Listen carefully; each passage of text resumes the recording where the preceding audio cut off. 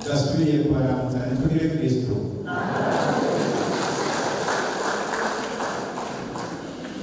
Samajambo menshi nagomba kubabwira kuko icyo mukeneye samajambo, icyo mukeneye nuko mworonka ababitwararika.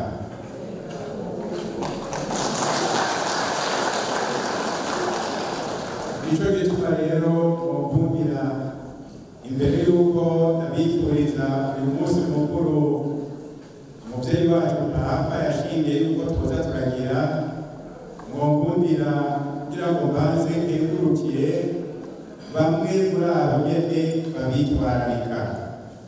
Abo nabo sabandi ni abashinzwe ivyerekeye ugutunganya karitasi ku rwego rwa diyoseze no gutunganya ibya karitasi mu maparuwase yose. Barafashe umwanya baravyiyumvira, bararaba ikintu twoza turagirira hamwe kugira ngo kibe ikimenyetso kiributsa yuko ekleziya yama ibitwararika kandi yama ibitwararitse. Niko koko rero kugira bati muze murakurira hamwe muserukira abandi. Nanone aboro ntibangana gutya gusa, ni benshi cyane. Ubwo mbere nanabivuze, hari n'abashobora kudushikira ngo bamenye niyo tuba, niyo bohamenye batwashika no kwashika, niyo bohashika batokwakirwa no kwakirwa, uko bameze nyene. Arico gituma ari mwebwe ubwirijwe rero uza kugerageza kwitwararika mu Rwanda cacu.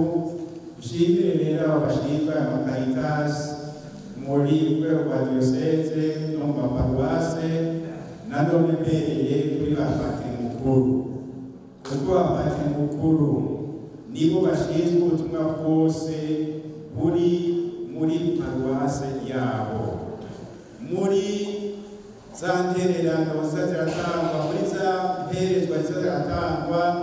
Ntitwiyumvire gusa ibintu by'iterambere ngo nibyo byoba ari igikuru ni urwo rukundo rwitwararika abandi, kuko nanone icyo ni Imana twese izotubaza, twaba twebwe twibaza yuko tutari aboro, twaba na twebwe twibaza yuko turi aboro.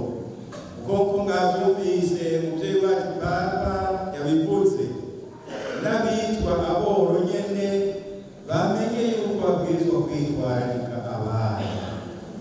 Erega burya mu Kirundi barayamaze ngo amabi ararutana. Mwese naho muri boro, mwese naho muba boro, ntimunganye ubworo. Nicyo gituma rero namwe mubwirizwa kugira uwo mutima wo kwitwararikana. Mbere Papa yagize ati umuntu yamaze guca mu bintu by'ubworo, burya ntibamenya ubworo icyo ari cyo, akabwirizwa rero kuza aragenewe kwitwararika abandi. Nicyo gituma rero mboneyeho kubifuriza mwese uyu munsi mukuru mwiza. Uyu munsi mukuru mumenye ko ari rwanyu. Utu tuntu muronse ngaha tugufungura tw'utunyobwa mudukengurukira Imana. Uko tungana kose mudukengurukira Imana, kuko Imana niyo yatumye umubyeyi wacu Papa yiyumvira uyu munsi mukuru wa buri mwaka.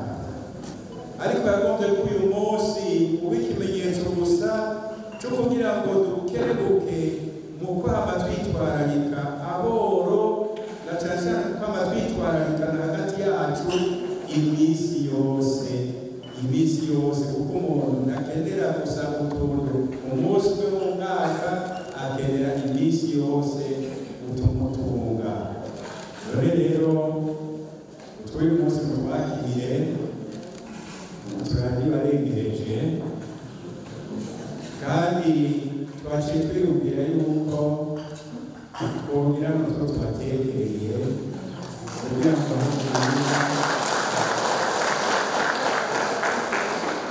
aho mugira muze kugira utwo mwereka abandi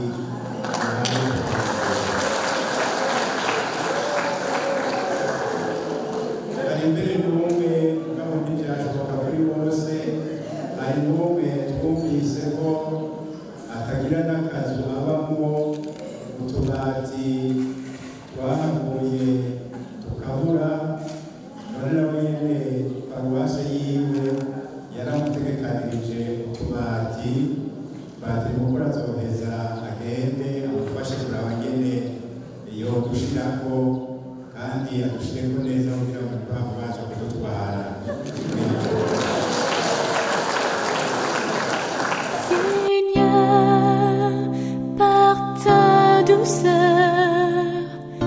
Tu dissipes ma rancœur, Seigneur.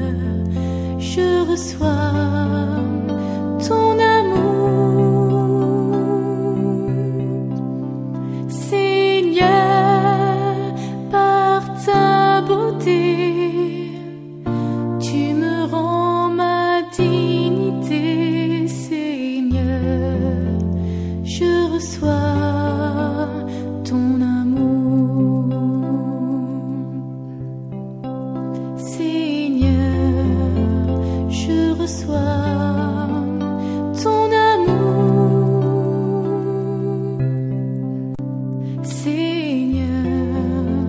Je reçois ton amour, Seigneur. Par ta douceur, tu dissipes ma rancœur, Seigneur. Je reçois ton amour, Seigneur. Par ta beauté, tu me rends ma dignité, Seigneur. Je reçois ton amour, Seigneur. Je reçois ton amour, Seigneur. Je reçois ton amour, Seigneur. Je reçois ton amour, Seigneur.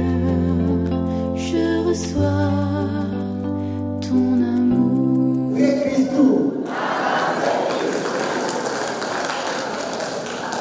Nanti bagategerezanyu kwizina ry'umuryango uranenga dushimira Imana Data mushobora byose kuri batugejeje kuri uyu munsi ababyeyi bacu biyumviriye bongera tubashimira umwuga w'umukuru wacu wa diyoseze nkuru ya Bujumbura atatagira kwama kwiyumvira kuri nawe bongera bakaruwase bakakimugo badufasha muri ibyo bikorwa Imana yakomeze